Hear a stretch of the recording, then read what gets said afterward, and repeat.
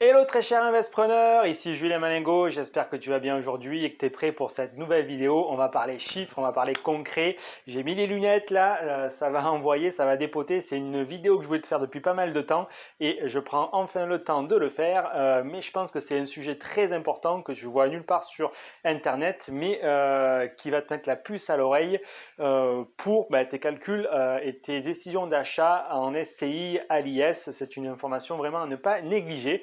Du coup, reste bien attentif. Avant ça, je t'invite à t'abonner à cette chaîne de façon à recevoir des pépites immobilières d'investisseurs du terrain directement quand les nouvelles vidéos sont publiées. Et je t'invite aussi à regarder ce qui se passe sur Instagram parce que tu vas trouver là-bas aussi de nombreuses pépites immobilières en photo, en vidéo, des commentaires de la vie quotidienne d'un investisseur immobilier. Donc ça va t'aider à passer à l'action et à avancer sur le chemin un peu de l'indépendance financière, la liberté financière, des revenus passifs, du cash flow.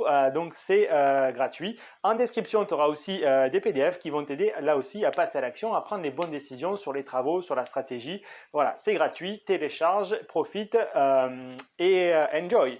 Donc aujourd'hui, on va parler de amortissement lors d'une SCI à l'IS et notamment en cas de revente du bien acheté du coup à travers cette SCI à l'IS.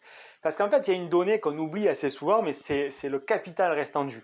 Parce que souvent, quand on se forme, on apprend la SCI à l'IS, oui, elle est imposée, tu le sais, entre la valeur vénale à la vente et du coup la valeur comptable. Donc ton prix de vente moins la valeur d'acquisition moins les amortissements. C'est ta valeur comptable. Et là, du coup, tu es imposé, pour simplifier, on va dire 30% sur la différence du coup entre la valeur vénale et la valeur comptable. Et là, évidemment, c'est beaucoup plus imposable que l'imposition au régime des particuliers, parce que là, du coup, c'est vraiment l'imposition dite sur les sociétés.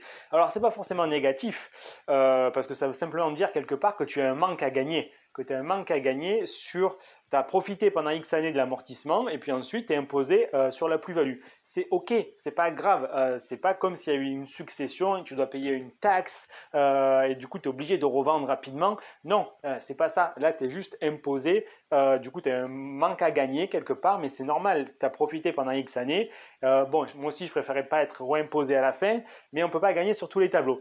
Ça, c'est la règle de base. Par contre, il y a une donnée primordiale, mais vraiment primordiale, que tu dois considérer et que tu ne dois pas oublier dans l'équation, parce que c'est bien beau de parler de la valeur vénale et de la valeur comptable, mais n'oublie pas le capital restant dû qui te reste à rembourser à la banque. Et c'est là que tu vas voir, je vais te montrer par des exemples, que ce n'est pas si simple. Parce que par exemple, prenons un bien que j'ai acheté 170 000 euros, voilà, à l'année zéro. Ce bien, je l'ai acheté, je l'ai financé avec des travaux, évidemment, sur du coup un coût total à l'époque de 220 000 euros. Du coup, à l'époque, j'avais un capital restant dû pour 170 000 euros de 220 000 euros. Jusque-là, logique. Ensuite, je décide de revendre 2 ans plus tard ce bien. 2 ans plus tard, du coup, il y a 2 ans de période d'amortissement.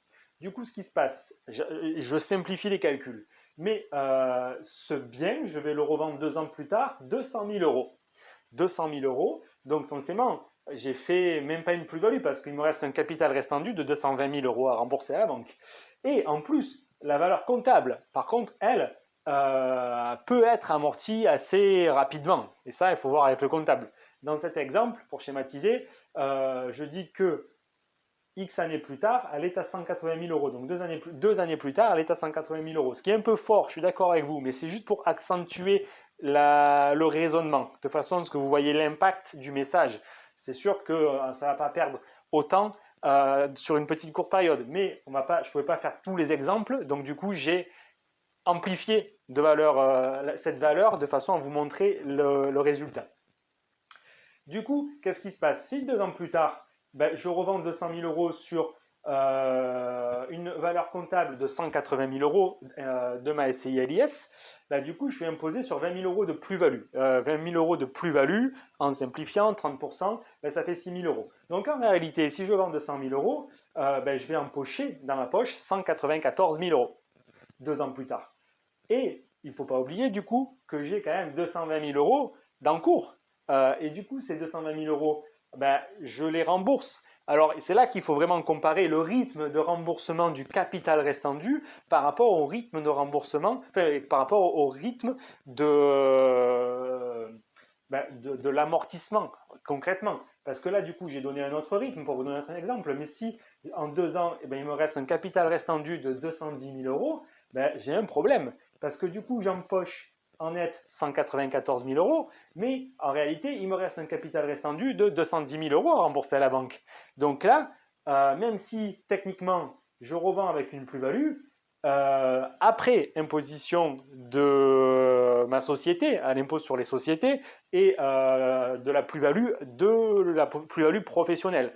Donc là, bah, du coup, potentiellement, je fais une plus-value, mais en réalité, quand je rembourse le capital restant dû, ben, j'ai pas fait une bonne opération, parce que là, concrètement, ben, j'y perds.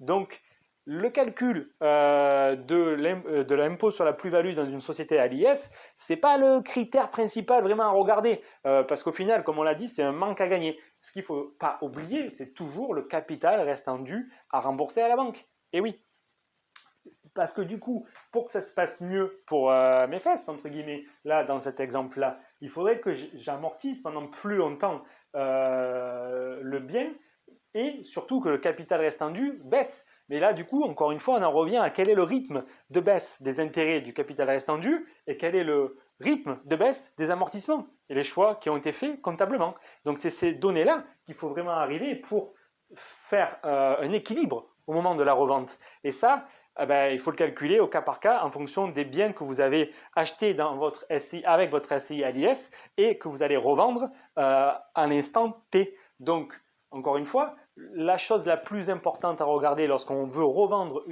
un bien acheté avec une SCI à l'IS, c'est non pas l'impôt qui va devoir être payé de par le régime d'imposition professionnelle entre la différence entre la valeur vénale et la valeur comptable, mais c'est ne pas oublier ce qui reste à rembourser à la banque. Voilà, petit message entre parenthèses, parce que souvent, on peut oublier ce petit détail qui peut faire très mal à la fin.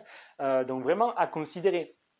Du coup, dites-moi ce que vous en pensez, si ça vous est déjà arrivé de vous faire des petites frayeurs comme celle-là. Moi, du coup, je me dis, finalement, je ne vais pas vendre, quoi. Parce qu'effectivement, ce n'est pas des chiffres précis, mais il faut vraiment emmagasiner le raisonnement et attendre et bien contrôler surtout le rythme d'amortissement par rapport au rythme des intérêts qui sont capitalisés chaque mois et rendus en fait, voilà, et remboursés. Donc, si vous avez des commentaires, écoutez, je serais ravi de les savoir. Laissez-les ci-dessous. N'hésitez pas non plus à partager cette vidéo parce que je suis sûr que beaucoup de personnes peuvent faire cette petite erreur. Et encore une fois, je vous invite à vous abonner, à partager la vidéo. Et si vous voulez en savoir plus sur les investissements immobiliers super rentables pour aller chercher 1000 euros de cash flow net de par des stratégies qu'on connaît mais plus optimisé pour être encore plus puissant, écoutez, n'hésitez pas à prendre un rendez-vous téléphonique, je peux vous expliquer la stratégie en détail et ensuite libre à vous de l'appliquer ou si besoin on peut le faire ensemble. Voilà ce que je voulais te dire aujourd'hui et moi je te dis à très bientôt pour une prochaine vidéo. Bye bye.